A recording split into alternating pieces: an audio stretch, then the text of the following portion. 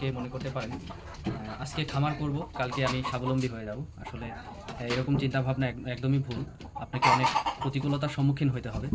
তো তার মধ্যে অন্যতম একটা আজকে আমার সাথে ঘটে গেছে। দেখেন এই যে আজকে এই জায়গা দিয়ে 5-6টা কুকুর হয়েছে, 5-6টা কুকুর।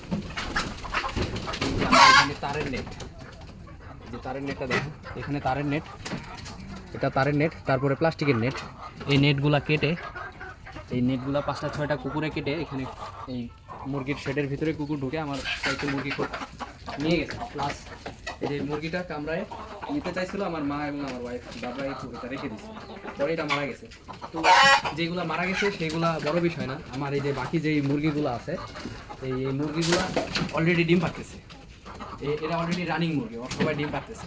তো এরা এই যে ভয়টা পাইছে না, এই ভয় পাওয়ার কারণে এদের ডিম এখন বন্ধ থাকবে, ভয় পাওয়ার কারণে ডিমের প্রোডাকশন বন্ধ থাকবে। তো এরকম প্রতিকূলতার সম্মুখীন আপনাদের হইতে হবে।